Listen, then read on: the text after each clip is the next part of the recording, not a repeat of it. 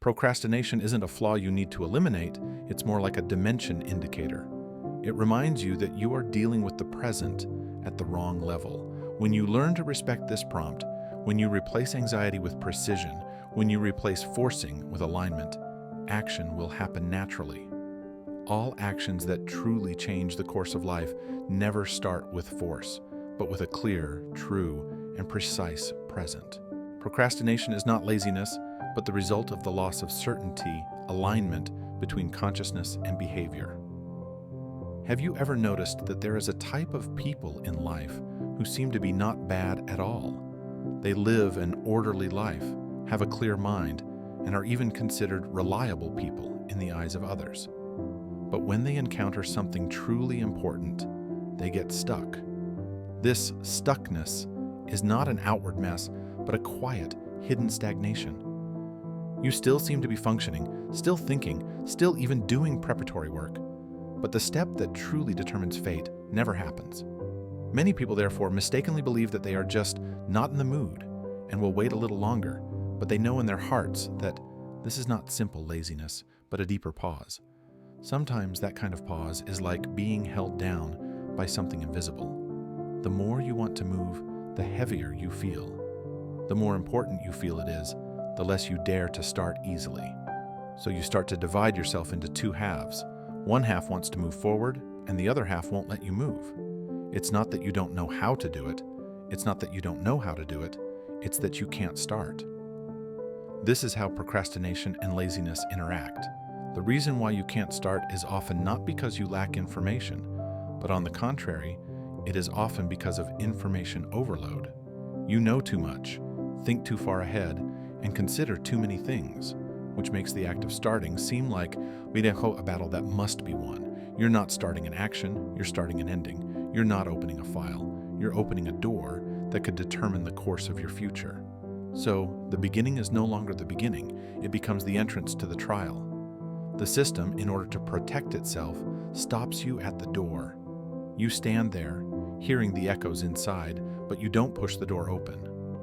You may have also experienced sitting at the desk for half an hour without opening the file, wanting to write something, but spending 2 hours on the phone, preparing to make an important decision, but walking back and forth in the room. These scenarios look like distraction, but they are more like a substitute action. The body is still moving, the consciousness is still busy, but the truly critical thing has not happened. You don't check your phone because you want to be entertained, but because your system is looking for a lighter stimulus to escape the heaviness. You walk back and forth in the room, not because you are idle, but because your energy has nowhere to go. It wants to move forward, but it does not dare to enter. You may even find that you are not happy when you procrastinate, but more anxious, guilty, and tired. Because you are constantly consuming energy without producing real progress, internal friction rises like a tide. Over time, you start to doubt yourself.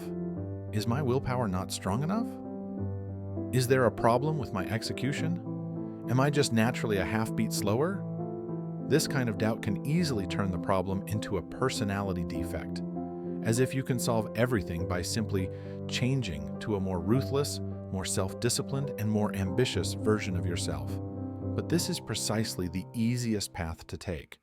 When you treat procrastination as a moral issue, you will use shame and self-blame to drive yourself. When you treat procrastination as a capability issue, you will constantly increase your goals and pressure, thinking that the greater the pressure, the more you can move. The result is often a short-term burst, followed by a long-term collapse. Not only are you not faster, but you are more afraid to start because each start is accompanied by a stronger self-judgment. So procrastination becomes a cycle. Procrastination, self-blame, wanting to prove yourself more, finding it harder to start, procrastinating more. But in fact, procrastination is not a behavioral problem at all.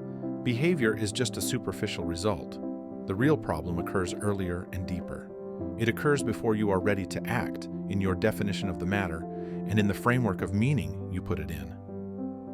It's not that you can't do it or that you don't want to do it, but that you've loaded too many hidden tasks onto the act of starting. You must do it well, you must prove yourself, You must do it right the first time. You must bring about some kind of result. So starting is no longer starting, it becomes a risk. A system facing risk will naturally choose to delay. This is not a defect, this is a mechanism. It is a phenomenon of misalignment between consciousness and energy. The so-called dislocation is that your consciousness has already run to the future to deal with problems, while your energy, body, and realistic conditions are still stuck in the present. The mind is thinking, where will I end up? The energy is saying, I can only take one step at a time. Consciousness is worried about what others think, while energy is saying, I need a sense of security to move. When consciousness and energy are not on the same level, you will be in a very typical state. Your mind is extremely clear, but your body is extremely heavy. Your thoughts are very complete, but your actions are very slow. The more you try to figure everything out with your mind, the less your body wants to cooperate, because you are trying to use thinking to replace alignment and use planning to replace entry. It's not that you don't want to move forward, but that you are using a not yet aligned state to ask yourself to step into the next stage. The so-called next stage is often not the next step in the matter itself, but the upgraded version you have proposed for yourself. You require yourself to become a more powerful person, a more mature person, a person who can control more, and a person who will not fail. So, every time you do something, it's like you're skipping steps, not from 0 to 1, but from 0 directly to 10. Of course, you'll find it difficult. What you want is not action, but a quantum leap. But a leap requires structure, preparation, and gradual bearing, rather than lifting yourself up in one breath. So procrastination appears like a gate, preventing you from rushing in when the structure is not stable. It's like you're still standing on the first floor, but you're asking yourself to jump directly to the third floor. Your body will, of course, refuse. The body's refusal is not laziness, but a very simple wisdom. It knows what your current foot strength, breathing, and rhythm can bear. You can force it with your will, but there will be a price to pay. Tension, anxiety, insomnia, binge eating, mood swings, and rebound shutdowns. The body refuses to avoid you breaking down when the structure is mismatched. It would rather have you look like you're procrastinating than have you burn out completely. So when you understand that, you can develop a new respect for procrastination. It's not your enemy. It's the most loyal fuse in your system. Procrastination is this refusal. It's not resistance, it's protection. Protecting you from being crushed by the weight of meaning. Protecting you from taking high risks when you're not ready. Protecting you from turning an attempt into a judgment of your character. The more serious, sensitive, and important you consider the matter, the easier it is to trigger this protection. Because your system knows that you are not doing things, you are betting on yourself. When the stakes are too high, the most rational strategy is to not bet at all. Procrastination is often not weakness, but a form of risk management. Why are the most important things the easiest to procrastinate on? Important things often bring two kinds of weight. One is the objective weight, such as time cost, resource input, irreversible consequences. The other is the subjective weight, such as self-expectation, other people's evaluation, identity confirmation. It is often the latter that truly overwhelms you. Because objective weight can be handled through planning and decomposition, while subjective weight will invade every action, making you feel being examined at every step. You're thinking, am I doing this well enough? Which keeps your consciousness outside the action, unable to enter into it. The more important something is, the more likely it is to be given subjective weight, and the more difficult it is to start. You are not afraid of doing things, but you are afraid of being defined after doing them. Have you noticed that you don't procrastinate when it comes to brushing your teeth, washing dishes, or replying to unimportant messages? Because these things do not carry identity or destiny. You don't think when you brush your teeth, if I don't brush well, does it mean I'm not good enough? You don't think when you wash dishes, if I don't wash well, will it affect my life in the next 3 years? They are just the actions themselves, without judgment. The system is therefore not under pressure and starts naturally. You are so smooth in these things, not because they are simple, but because they are not kidnapped by meaning. When meaning is not involved, action is always easy. This is a crucial point. You don't lack the ability to act.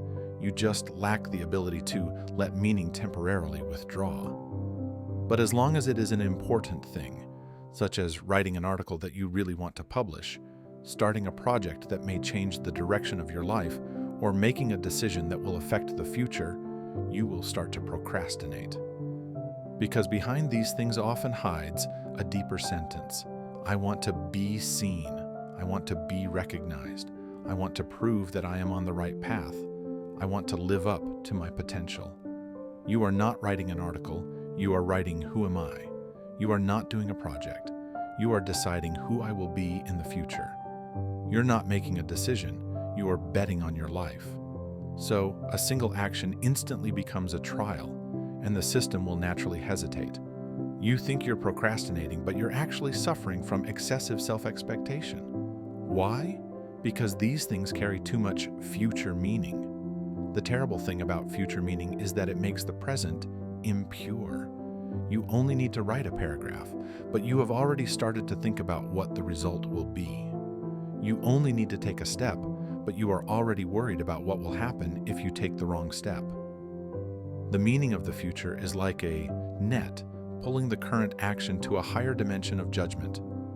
The more you want to arrange the future, the more difficult it is to start the present. Because the future is inherently uncontrollable, but you have made must control the premise of action. So, action is postponed until the complete certainty that never comes. Once you say to yourself, this could define who I am, your awareness jumps from the present to the future. The moment your awareness jumps to the future, your body will experience a subtle tension. Your chest will tighten, your breathing will become shallow, your shoulders and neck will stiffen, and your thoughts will speed up. This is a signal that the system is entering risk mode, because the future means uncertainty, and uncertainty means potential loss. Your system, in order to avoid loss, will make you more cautious, more hesitant, and more eager to be fully prepared. So you start to wait a little longer, think a little more, search for a little more information, and perfect the plan a little more. These seem rational, but are actually avoidance. Because you are not preparing, you are using preparation to delay facing uncertainty. And at that moment, procrastination appears. It's not because you don't want to do it, but because you're no longer in the doing things dimension. You have jumped to the meaning dimension, identity dimension, and future dimension. Once the dimensions are misaligned, the action will freeze. The so-called dimensional misalignment means that you are trying to solve a high-dimensional problem, life direction, identity value, other people's evaluation. With a low-dimensional action, opening a document, writing a sentence, making a form. It's like asking a seed to bloom before it sprouts. The system will report an error directly. The real order is, first, let the seed germinate, then let it grow into a tree, and then talk about flowering and fruiting. But you put the result in the beginning, so the beginning can't bear the weight. Procrastination is a manifestation of not being able to bear it, and it reminds you that you have put things at the wrong level. A real-life example, extended. Say you want to write an article. You sit down, turn on your computer, and just want to write something, but your mind suddenly starts to think, will this article be popular? Will others think I'm not good enough? What if I don't write well? Is this a key step in my future career direction? You see, it was originally just writing an article, but you turned it into proving whether I have value, verifying whether I am on the right path, and determining the next step of my future height. Of course, you can't write. It's not because you're lazy, but because you're trying to cram a low-dimensional action into a high-dimensional system of meaning. It's like asking a baby to take on the social role of an adult from birth. The system crashed directly. More subtly, you might explain it by saying, I'm not in the right mood today. But the real problem isn't your mood, it's that you've turned writing into a trial. What you're afraid of is never not being able to write, but that what you write will not be good enough. So you would rather not write, because at least not writing will not expose you. You might even constantly rewrite the conditions for starting in your mind, Wait until I have more inspiration. Wait until I have more time. Wait until I am better prepared. But those who can really write know that inspiration often appears in the process of writing, not before writing. You are waiting for a perfect moment that doesn't exist. Examples in the field of creation. Why do masters start casually? Look at those who have been creating for a long time. Writers, painters, musicians, directors. They have one thing in common. They all start out casually. Writers write reams of bad drafts. Painters make dozens of sketches that no one sees. Musicians hum melodies at random. Directors shoot lots of audition footage. And what about the novices? They want to draw a finished product with the first stroke, write a golden sentence with the first paragraph, and make a hit on the first day. This is not the pursuit of perfection. This is a dimensional misalignment. You are asking a newborn action to bear the value of a mature work. Of course, it can't move. The casualness of the masters is not casual, but they know how to layer. In the initial stage, they are only responsible for generating materials, not for judging value. In the middle stage, they are responsible for structure and selection. In the final stage, they are responsible for fine-tuning and presentation. Newbies compress the three things into the same second, so every second is like being reviewed. The expert allows himself to first let the energy flow out and then gradually converge. The novice uses his mind to block the energy, so the output is zero. This is why experts seem relaxed, but actually understand the rules of the system better. Business world example. Why do companies that do too much die faster? In the business world, failed projects often have one thing in common. They want to do everything, do it big, and do it ecologically from the start. But the companies that really survive are extremely restrained. They only do one thing, the thing that can run stably in the current stage. It's not that they lack ambition, but that they know that scale is only meaningful after the structure is stable. Procrastination is actually your internal company doing risk control. It's not that you don't want to do it, but that the structure is not ready. When many people start a project, they think about positioning, branding, monetization, traffic, community, long-term route, business model, and even the expansion in the next 3 years at the same time. The result is that they can't even take the first step. In business, it's called strategic overload, and on a personal level, it's called awareness overload. Projects that can really be launched are often very simple. First, make the smallest deliverable product, first get real feedback, and then decide on the next step. The same goes for your life project. First take the smallest action you can bear, and then let the system gradually stabilize through feedback. Grand plans without feedback only lead to procrastination. An example from cultivation. Why can't you skip levels? In many cultivation systems, there is an iron rule. You cannot skip levels. It's not a moral requirement, but a structural one. If you ask someone who has just learned meditation to directly enter deep visualization, energy operation, and consciousness expansion, it will be ineffective at best and chaotic and unbalanced at worst. Because the consciousness is not stable, the energy is not aligned, the bearing structure is not formed.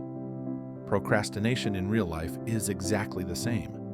You are asking a self that is not yet ready to be structured to take on the responsibilities, identities, and pressures of the next stage. Procrastination is the most gentle way to stop this. In practice, stability is more important than strength. The same is true in reality. If you don't have a stable daily rhythm, stable emotional bearing, and stable action structure, but you want to suddenly leap to a high version of life, the system will stop you with procrastination. Procrastination is not to make you give up, but to remind you, first build the base. The so-called bearing structure refers to whether you can maintain basic stability under pressure, whether you can take a small step in uncertainty, whether you can continue to output when you are not recognized, and whether you can maintain the rhythm when there is no immediate return. So, how do you solve procrastination? By now, you may have realized that procrastination is not a bad habit, but a signal of system imbalance.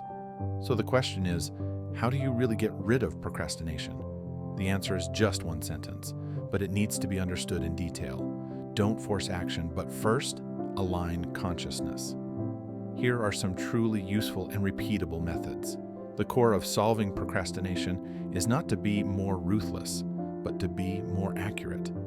You don't lack effort.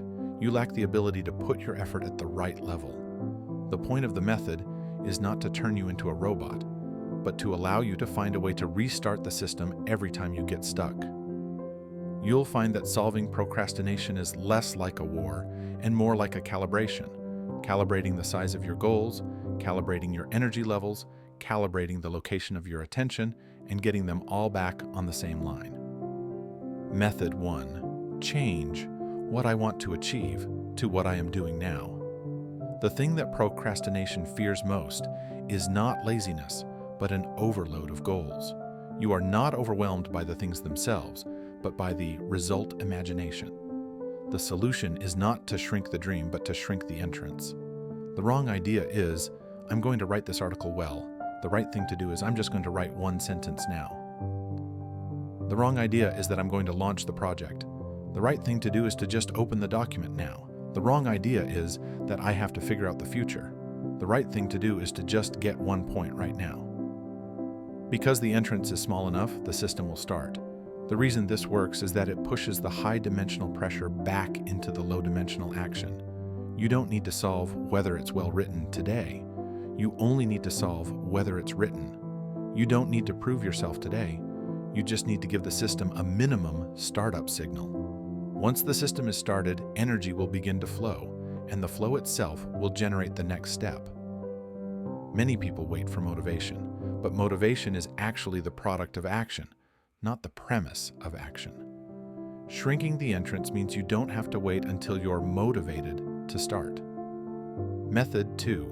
Remove the evaluation system from the action. Many people procrastinate because they start scoring themselves from the very beginning. Judging while doing, is it good? Is it worth it? Is it right? This will keep the consciousness suspended.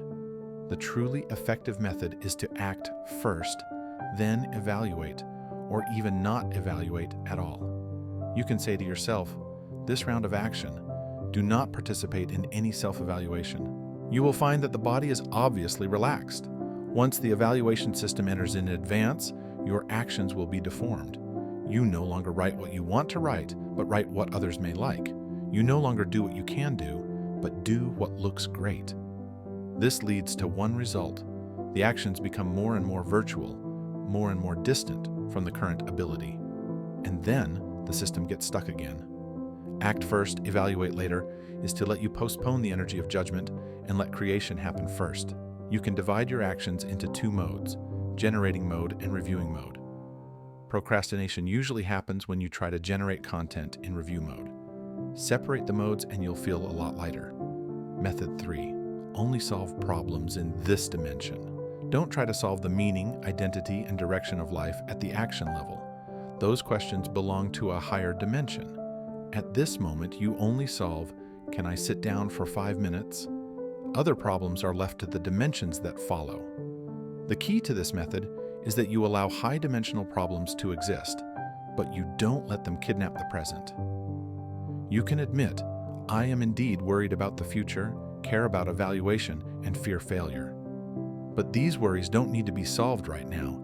You only have to do one small thing right now. Sit down, open the file, write one line, do 5 minutes. High-dimensional problems will be reorganized after you take action, because action will bring information and feedback, and information will reduce uncertainty. As uncertainty decreases, high-dimensional anxiety naturally decreases. You don't act because you've thought it through, but you gradually understand it through action. Why is it easier to start by just doing it? Have you ever noticed that when you say to yourself, just write something, just try it, or it's not important, you can actually get started? It's not because you're not serious, but because you've unloaded the weight that doesn't belong to the present. Accuracy is to unload the weight of the future piece by piece. Many people misunderstand whatever and think it is perfunctory, but the whatever here is actually a strategy. Temporarily remove the meaning from the action and let the action return to its original position. It's not that you don't value the result, but that you don't let the result become the threshold for starting. Once you get started, you can gradually add the standards back. First complete, then optimize. First, let the energy move, then talk about quality. The real masters are not those who set high standards from the beginning, but those who know how to use different standards at different stages. What you need to do now is to put the standard back where it belongs, the deep relationship between procrastination and self-worth. Many people procrastinate because they treat actions as proof of whether I am valuable. In this way, every start is a risk. Failure is no longer an experience, but a self-denial. In this structure, inaction is safer. This is not cowardice, but the system's self-preservation. This is crucial. When you tie action to value, action becomes win or lose. When you tie action to growth, action becomes try or learn. The former creates fear, the latter creates curiosity. Fear freezes the system, curiosity makes it flow. What you need to do is not to force yourself to be braver, but to change the meaning framework of action. I am not proving my value through success. I am accumulating information and ability through action. Take off the weight of who I am, and you will immediately feel much lighter. A truly useful method. The next time you procrastinate, don't scold yourself, don't label yourself. Just ask yourself, if I didn't care about the outcome, the evaluation, the future, what would be the most precise step I could take right now? It might just be opening a file. It might just be writing a sentence. It might just be sitting down for 2 minutes. This step isn't great, but it's aligned. And alignment is more powerful than force. You can treat this sentence as a key. It doesn't let you solve life immediately, but rather pulls your attention from a high dimension back to a low dimension. Many times you don't need to find your motivation. You just need to find your position. When you get back into position, energy will naturally flow into action. You can even give yourself a very small limit, just 2 minutes. If you still want to stop after 2 minutes, stop. You'll be surprised how often you'll keep going because the inertia of having started takes over some of the resistance. That's where alignment comes in. It doesn't rely on willpower, but on the natural flow of structure. When precision becomes a habit, when you replace coercion with precision time and time again, procrastination will slowly lose its necessity. Actions are no longer earth-shattering, but they are stable, real, and continuous. You will find that you are not becoming more diligent, but more clear. You don't become more effortful, you become more aligned. When precision becomes a habit, you enter a new state. Things no longer need to be emotionally driven. You won't be passionate every day, but you can do a little bit every day. You won't always be sure of the direction, but you can keep taking one step at a time in the uncertainty. You no longer treat starting as a gamble, but as a daily routine. True growth often doesn't happen on the day of the explosion, but in every small action you take to constantly align, constantly return to the present, and constantly put yourself back on the right level. In the long run, this stability is more powerful than any short-term sprint. Finally, let me give you a quick awareness alignment exercise. This is a 3-minute awareness alignment exercise that you can use in any moment of procrastination. Step 1, vertical bar. Pause. Do nothing, sit or stand. Tell yourself one sentence. At this moment, I don't need to solve the future. Step 2, vertical bar. Sync your attention. Focus your attention on the heaviest parts of your body. Your feet, your abdomen, your breathing. Don't adjust, just perceive. Step 3, vertical bar. Ask a precise question. Silently ask yourself, what is the smallest, most authentic, least forced step I can take right now? Step 4, vertical bar. Do only that one step. Do not extend, do not elevate, do not evaluate. Stop when you're done. This is not procrastination. This is alignment. You can think of this exercise as pulling the energy from the head back into the body. When we procrastinate, our minds are usually in the future and our bodies are in the present. This exercise is about bringing them back together. You don't need to get yourself excited right away. You just need to get yourself grounded. After landing, you will find it easier to distinguish, is it that I really shouldn't do this thing? Or am I just scared by high-dimensional anxiety? Many times, when you lower your attention, the voice of must be perfect, must succeed immediately, will weaken, and the voice of take the first step will become stronger. At the moment of alignment, you will feel a light clarity. I don't need to solve everything. I just need to do the next step. Finally, realize that procrastination is not your enemy. It's not a flaw you need to eliminate. It's more like a dimensional prompt, reminding you that you're trying to do something that should be done in an aligned dimension of consciousness with the wrong idea. When you learn to respect this prompt, replace anxiety with precision, and replace coercion with alignment, action will occur naturally. It's not because you've become stronger, but because you finally stood in the right position. All actions that truly change the trajectory of life never start with force in the outside world, but start with a clear, true, and precise alignment with the present in the high dimension of consciousness. You will gradually understand that life is not changed by a single flash of inspiration, but by your repeated returns from misalignment to alignment, from overload to precision, and from high-dimensional alignment to low-dimensional action. When you learn to put yourself back in the right place, you no longer need to fight a war with procrastination. You just need to treat it as a signal. When it appears, calibrate. After calibration, take a step. Over time, you'll become the kind of person who, to outsiders, always seems to get started. It's not because you're more ruthless, but because you know better how to get the system started.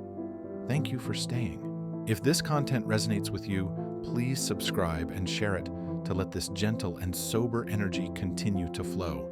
Your blessings are the power that keeps me moving forward. Wish you peace and happiness.